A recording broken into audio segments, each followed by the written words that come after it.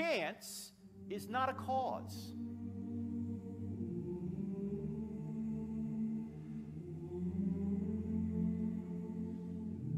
Chance is a word we use to describe mathematical possibilities.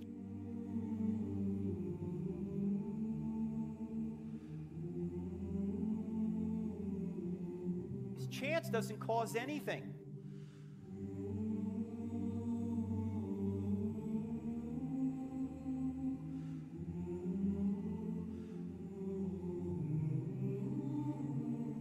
Tous ceux qui ont contemplé cette première lumière se posent la question. Il y a un immense torrent d'énergie qui se déverse dans le vide, qui se déverse dans le néant au moment du Big Bang. Mais d'où vient cette énergie? C'est la première question. Et deuxième question, on voit qu'à ce moment-là, tout est extrêmement bien réglé. He will talk about the Big Bang. This what we're going to talk is already mentioned in the Quran 1400 years ago in Surah Anbiya chapter number 21 verse number 30. Avalam yaral lazina kafaru anna samawati wal arda kanat ratkum ftaknahuma. Do not the unbelievers see that the heavens and the earth were joined together and we clove them asunder.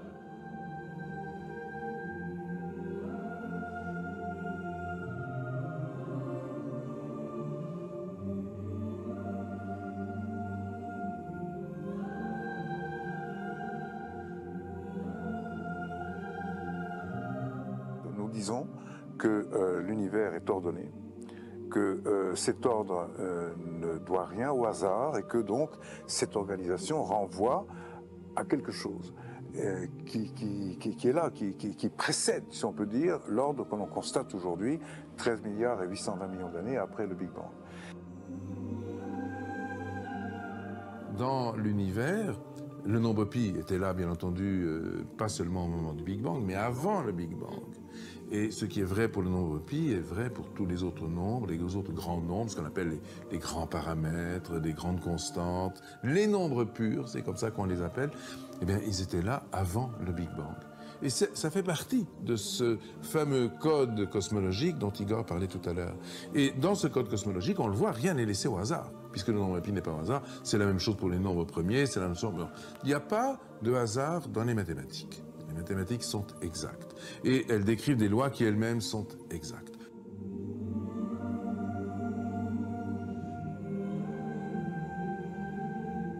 But even in a universe that is so spectacularly fine-tuned, as ours seems to be, extremely fine-tuned, you can ask the question, how easy is it, how expected is it to have a planet like the Earth in this kind of universe?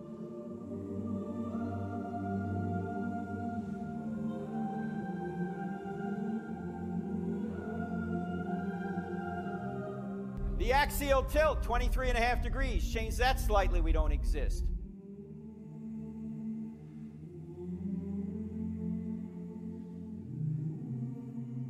Earth rotation, 24 hours. Change that slightly, we don't exist.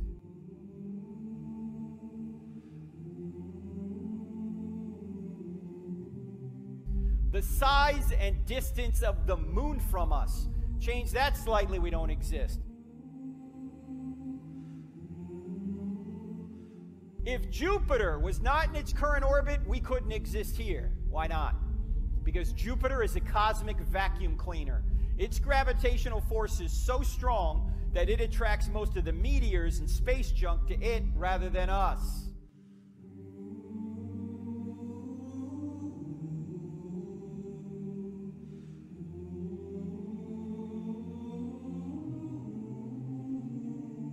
Et maintenant, je voudrais que vous réfléchissiez un peu au parfait enchaînement de cause à effet qui a permis que cette boule de feu se trouve placée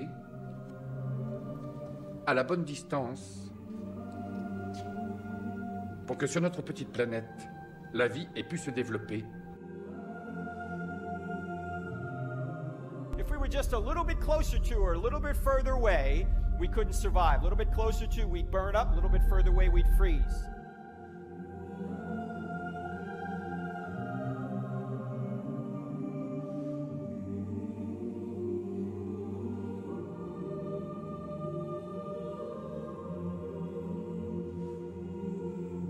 It was in 1925, a very famous scientist by the name of Edwin Hubble and a famous astronomer.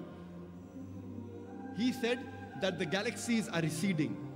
That means the universe is expanding. The Quran mentioned 1400 years ago in Surah Dhariyat, chapter number 51, verse number 47, that we have created the vastness of space.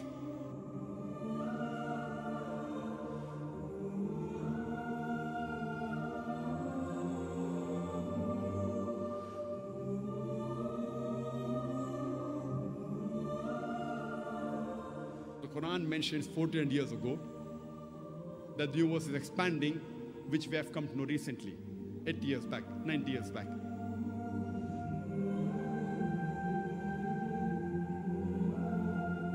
C'est une idée rassurante, n'est-ce pas?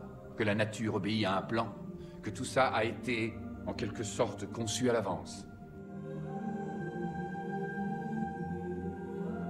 Ceux qui ont mécru, n'ont-ils pas vu que les cieux et la terre formaient une masse compacte? Ensuite nous les avons séparés et fait de l'eau toute chose vivante. Ne croiront-ils donc pas? Et nous avons placé des montagnes fermes dans la terre, afin qu'elles ne s'ébranlent pas en les entraînant. Et nous y avons placé des défilés servant de chemin afin qu'ils se guident. Et nous avons fait du ciel un toit. Écoutez bien. Et nous avons fait du ciel un toit protégé et cependant il se détourne de ces signes. Il n'y a de véritable Dieu qui mérite l'adoration, sauf Allah Azza wa Jal, le Seigneur des univers, des cieux et de la terre, le Seigneur des premiers et des derniers. Il a la royauté, à lui les louanges, et c'est lui l'omnipotent. C'est le premier et le dernier, l'apparent et le caché, et il est omniscient.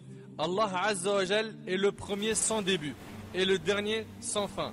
Il n'y a rien avant lui, rien ne pourra l'atteindre, et il n'y a rien après lui. Allah Azza wa Jal existait sans endroit, avant même la création de l'endroit. Il n'a pas changé sur ce qu'il était. Il est intemporel. Son endroit n'est pas limité. Allah connaît tout depuis la nuit des temps jusqu'à la fin des temps. Tout ce qui s'est passé et tout ce qui se passera, tout ce qu'il y a eu dans le passé, Allah subhanahu wa ta'ala le sait.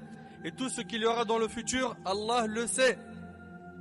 Et il sait même ce qui ne s'est pas produit ou ce qui ne doit pas se produire. Si cela se produisait, comment cela se passerait?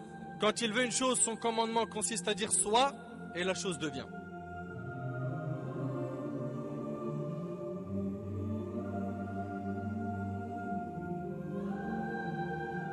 Tous ceux qui sont sérieusement impliqués dans la science finiront par comprendre un jour qu'un esprit se manifeste dans les lois de l'univers, un esprit immensément supérieur à celui de l'homme.